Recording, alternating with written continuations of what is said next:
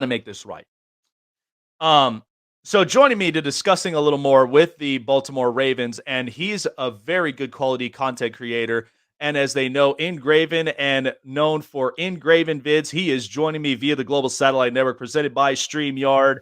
So, I mean, it's like I said, I don't think we can paint a different picture than this because it has now been a couple of years. I've seen Mhm. Lamar Jackson. He has made quality throws. He's efficient when he's in or out of the pocket, and he's winning 80% of the games.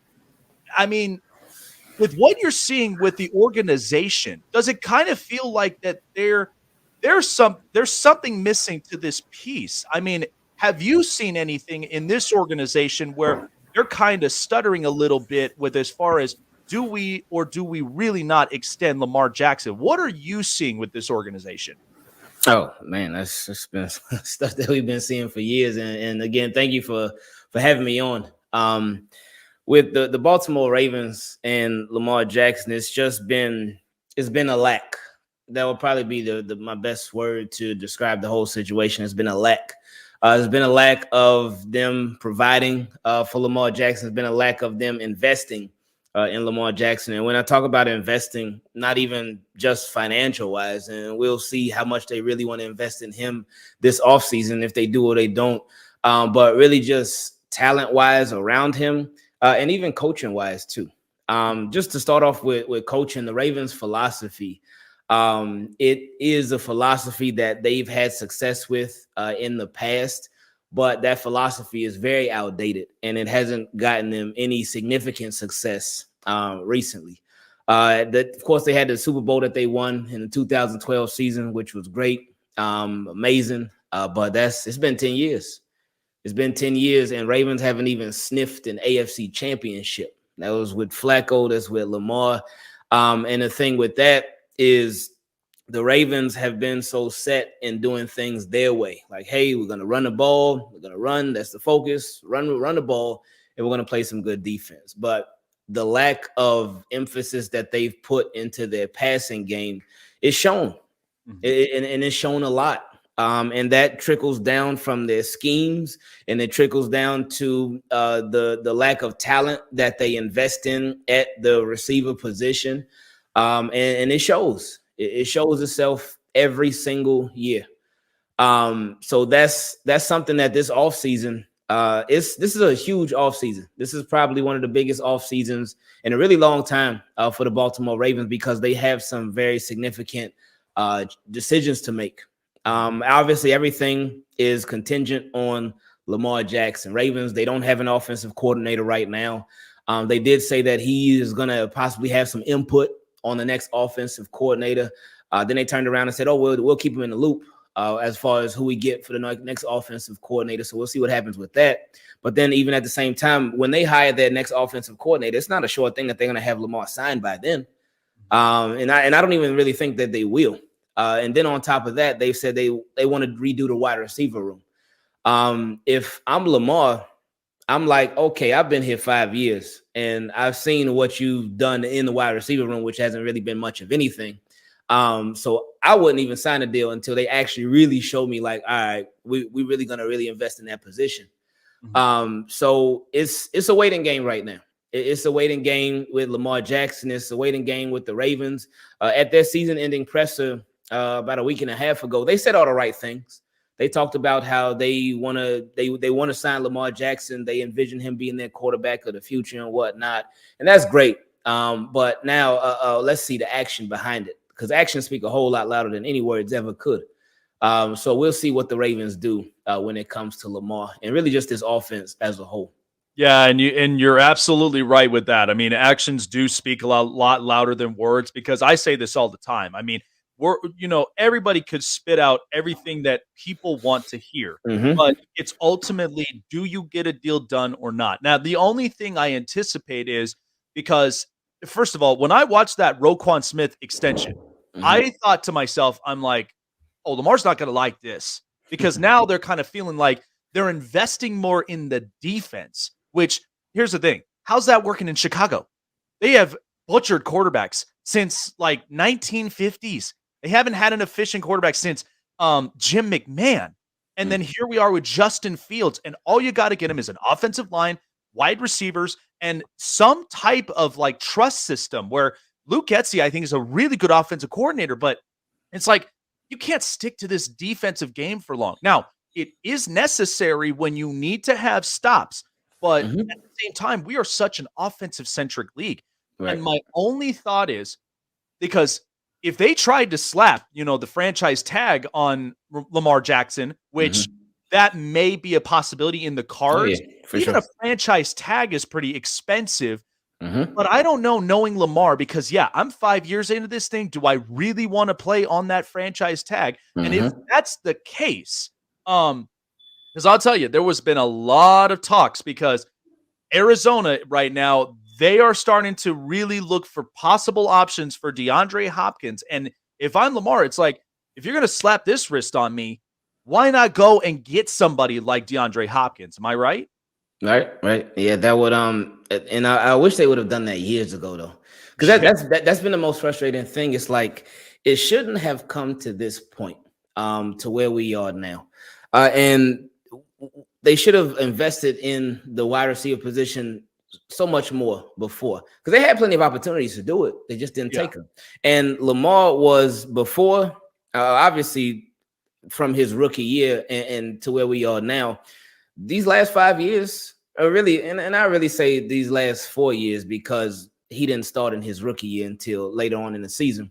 Right. But these last 4 or 5 years, these are the cheapest that Lamar Jackson would ever be for the Baltimore Ravens, or really for anybody, for whether he remains a Baltimore Raven or not. This is the cheapest that Lamar is. So when you have a QB on a super cheap contract, on a rookie contract, you gotta take advantage, and they did not take advantage. So as far as what you were talking about with the franchise tag, I think it's definitely headed to a franchise tag. I don't think they're going to get a deal done before free agency starts. And I think the deadline to put the franchise tag on him would be like, I think it's the week before the week before free agency. That's when they can start putting the franchise tag on players. But I think, it's already been an ugly situation, but I think if they put the franchise tag on him, then it has the possibility to get even uglier. Yeah. And I don't think he's going to want to play on a franchise tag at all, especially because it's like, all right, what more do I have to do after what we've been through these past 5 years? What more do I have to prove? What more do I have to show you? Right. Yeah, exactly. And here's the thing. It's not this is not Dak Prescott we're dealing with here, because I know that like when people were thinking it was disrespectful putting a franchise tag on Dak Prescott, but here's the thing. Now we saw the truth.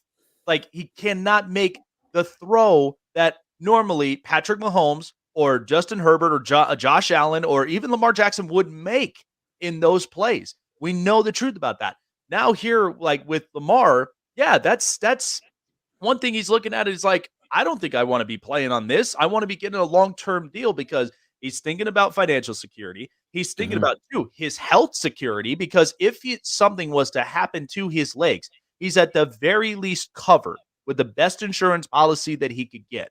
And now, hypothetically speaking, now, if this was a point where it really, really starts to boil up, which Mhm. it's been getting close to it, but I think the Mhm. Ravens, they know they have to get a deal done. But hypothetically speaking, if they cannot, is there a backup plan that they may potentially start to seek if all things fail?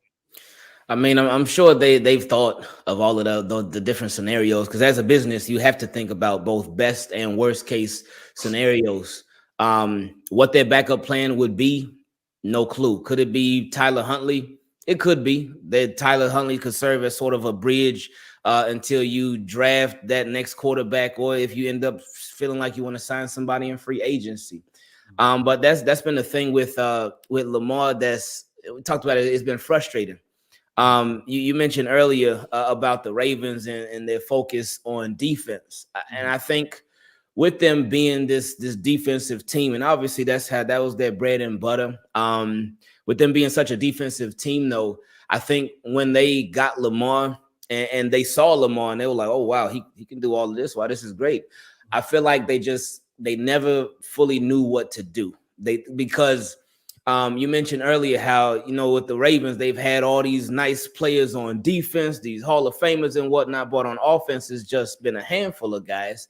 Because on offense, they haven't been an offensive team. Yeah. But something else that you were talking about too, it is an offensive league, and the Ravens they haven't taken advantage. Now I remember, and there's people that still question, oh, can Lamar throw the ball? I think that's silly, but it's people that still question it. And with the Ravens, to me, is and I've been saying this for years too. It doesn't seem like they trust him. It doesn't seem like they trust him. It doesn't seem like they fully believe in him. And my thing was, and that actually still is, even though it's too late now. But my thing is, all right, if you have Lamar Jackson, and if you don't fully believe in him as a quarterback, you don't fully believe in his arm, you don't fully believe he can make every single throw, why don't you put him in a situation to where it's like, all right, he doesn't have any excuses at all. Josh Allen, rookie year, didn't look good. They questioned him. They were like, man, this guy, is he really going to be a quarterback of the future? They went and got him Stephon Diggs, changed everything. Tua, who there continue to be questions about. I mean, Dolphins were trying to get Deshaun Watson and all. They were trying to move off of Tua. But then what do?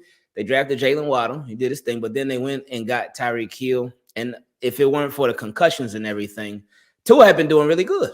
He'd been having another thing too, they got Mike McDaniel, offensive-minded coach, because here's the thing. Brian Flores, I think he'll get a head coaching job. I have a feeling he'll be with the Cardinals, because the Cardinals, they need an alpha male that's in there that could put his boot down, get Kyler Murray to really, really shape himself up. But yeah, offensive coach, they opened the play design and it worked toward Tua's strengths. That's true. That's true. And then you remember, I think it was last year, Jalen Hurts. Oh, It was rough, especially the playoff game against the Bucks. It looked so bad. He looked bad. But then what did they do? They had questions about him. They obviously had drafted Devontae Smith last year, but then this past offseason, they go out and get AJ Brown, and that Jalen Hurts in the conversation for MVP. So it's like that's what happens when you really invest around your quarterback. You get the answers to those questions, but the Ravens, they never did it like that. They had the opportunities to, but they never did it like that. And now we're here. Yeah, and it is interesting. And here's the funny thing. I mean, I've been watching football ever since I was a kid. And I remember watching those years where I was around at the time when Baltimore, they had Derek Mason, they had Mark Clayton, they had a lot of these guys, and then watching Jamal Lewis running the football and all the way to Willis McGahee. I mean, but here's the funny thing, and this has always been their battle cry. They never gave up on any play of any game at all. Like, they're just the kind that you could beat them through the trenches, but they're the kinds that they will respond back offensively, defensively, whatever the case may be. I think that's something that's always stemmed with this franchise ever since they became a franchise since day one, right? Yeah, they're not gonna just like lay down, and that's one thing that is very commendable about the Baltimore Ravens. Even I remember last year when Lamar was out, a lot of people wrote the Ravens off, and yeah, they did lose every game when he was out last year, but they didn't get beat down. They were in every game, like down to the very end, and then even this year. I think they were more prepared for the Tyler Huntley. He had more experience. So when Lamar went down this year, when he went out this year, they did do better than they had done the previous year. And they were in their games. And that's the thing. Ravens, it's like with them, they kind of feed off the underdog role. But when they're favorites, it seems like sometimes they may not know how to handle it so much. Right. But they do not lay down. Which is great, and they do not just give up. But they've been stuck. They've been stuck in a weird place for a while, to where they are competitive. They're a competitive team. They haven't been a bad team, but they haven't been contenders. So it's time for it. I mean, they haven't done everything they could possibly have done to get to that contender level. So again, this offseason is just huge on so many different levels. Oh yeah, and I truly feel like that the Ravens, they're going to figure this out one way or another. And from what you're seeing right now with the possibilities of the offseason right now, and I know that there, like all of us in life and in business, we hate to make the crucial move that we know is either going to benefit us or we have to now hit the reset button and start Mhm, over again to mhm, make it work. mm, Um, mm, Now, mm, mm. the Ravens have an interesting offseason, yet a draft as well. So, if there are possibilities, if they can't get certain things done in the offseason, walking into the draft, what could be some possibilities that if they can't get anybody in the offseason, is there some pieces that they should evaluate looking into maybe wide receiver positions, maybe some defensive pieces that they got to stay younger to kind of keep the pedigree going? Mhm. Um, how do the Ravens really approach the draft here this year? Because I think this is going to be really interesting to watch them. Yeah, that's why I do think with whatever's getting ready to happen with Lamar, it's going to have to be decided before the draft because he changes everything. He changes everything with how you move, how you operate, with what you can and can't do. If he's there, then you'll have less draft picks. If he's not there, then you'll obviously have more draft picks and a higher draft pick. So much is contingent based off of what happens with him. Mhm. So that means they have to get whatever's going to happen.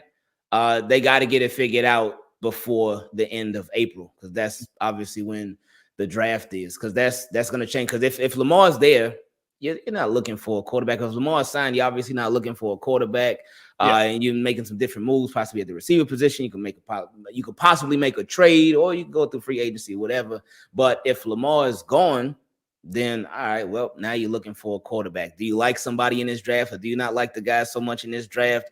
Do you feel like you really are going to still be competitive this year? Do you feel like you can still be contenders this year, or are you going to just take this as sort of a rebuild? So much could change. But then, like you mentioned too, whether Lamar Jackson is with the Ravens or not, they still have the aging defensive players like a Calais Campbell. What's going to happen with him? Is he going to retire or is he going to come back? With Justin Houston, another aging defensive player, is he going to retire? Is he going to come back? With Marcus Peters, is he going to resign or is he going to go somewhere else in free agency?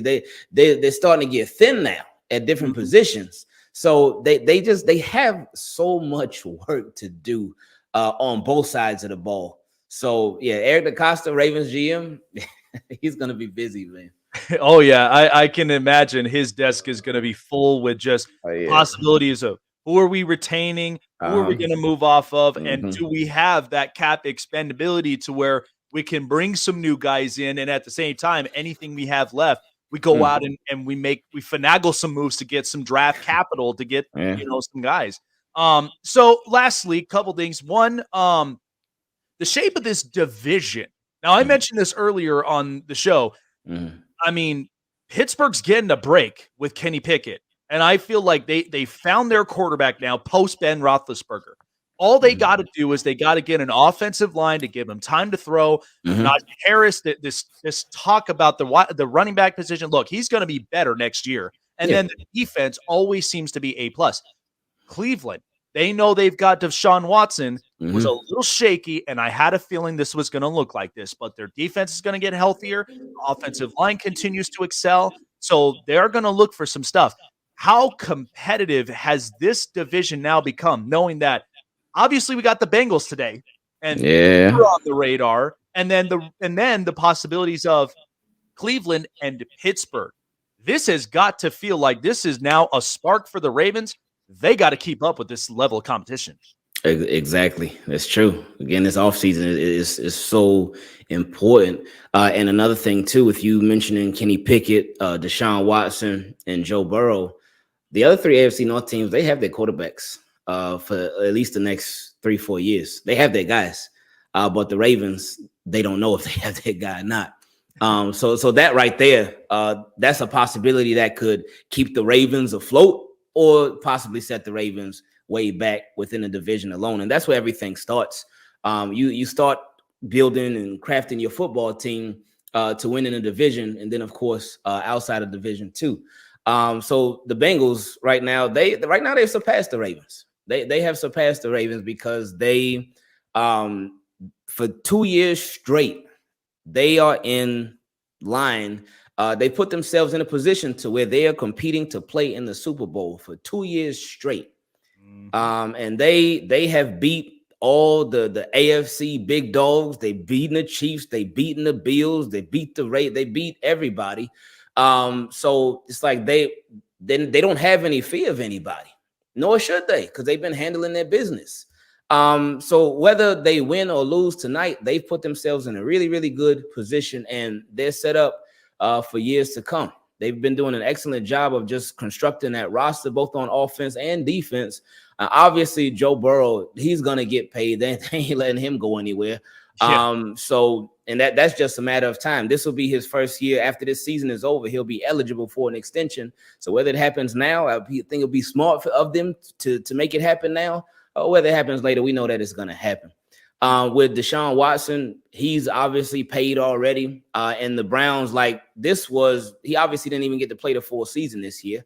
Right. But next year he'll be playing a full 17 games. So there's that. And Deshaun Watson is obviously a good quarterback as well. And Browns are never scared, obviously, with them getting Deshaun Watson in the first place. But with so many other moves that they've made over the years, they're not scared to do crazy stuff, to go after, to make crazy scenarios happen and whatnot. They're not scared to do outlandish stuff to bring football players on their team. They're not scared of any of that. And then with the Steelers, the Steelers, things may have been a little bit quiet on them this season, but they fight. They fight. And I know it is technically true. I think sometimes it can get a little exaggerated, but it is technically true. With Mike Tomlin, he's never had the losing record. Yep. So hey, that does speak volumes. But that does basically show hey, Steelers ain't never gonna lay down. They got Mike Tomlin as their coach. They're never gonna lay down. So they're always there. And then again with the Ravens, they split with all three teams this year. There's obviously the competitiveness within the division already. So yeah, man, they just to stay afloat. This offseason, man, this is the craziest offseason in so long for the Ravens, because the AFC North, people ain't messing around. They're not messing around, so it's gonna be tough. Yeah, it's going to be really interesting. I got my eye on that division, and I really do think that competition. I mean, I'm excited just to see what the Lions are going to be for AFC North games, and I can't wait to see how that really progresses. I mean, watching through the offseason, all throughout the draft, it's going to be something special. Yeah. Well, I appreciate you, Ingraven. Yeah. And where could people find you on social media for everything Baltimore Ravens? Everything is Ingravenvids. That's INGRAVENVIDS. That's YouTube. That's Twitter. That's Instagram. It's Facebook. It's everything. So it's Team Keep It Clean. So it's family-friendly content. So everybody's welcome to watch. And if it's for you, great. If it's not for you, that's fine too. I appreciate any time that you spend watching the channel. And thank you again for having me on. I appreciate the opportunity. Absolutely. You're welcome on any time. And I absolutely love your content, man. Always keeping it A+ and real, man. And it's a pleasure having you up and on the show. And real quick, who you got today, man? Because I know everybody's got their picks, but it's tough. Who you got today? Man, I wish I had a coin on me, because I would just flip a coin. It's so tough, because with both games, it's 49ers and Eagles. I'll go with the Eagles, and then with the Bengals and the Chiefs. Man, I know Bengals have had Chiefs number for a while. And it's like, man, last week, I thought Bills were going to win it all. I thought Bills were going to win it all, but Bengals went into Buffalo and beat up on the Bills. Man. Can I say the Cincinnati Chiefs or the Kansas City Bengals? Can I pick them? I don't know, man. I'll go with the Chiefs, but it's like, it's not a confident pick, man. It's gonna be fun. It's situational play. It's so tough, but it's gonna be exciting all the way around. Yeah, man. It's gonna be a fun game though. It should be good, man. Yeah. All righty, Ingraven. Take care of yourself. Have a wonderful rest of your weekend, and we will definitely see you soon. Appreciate you. Thank you. Not a problem. Well, yeah, great quality content stuff for Baltimore Ravens. But yeah, that offseason is going to be really interesting to watch.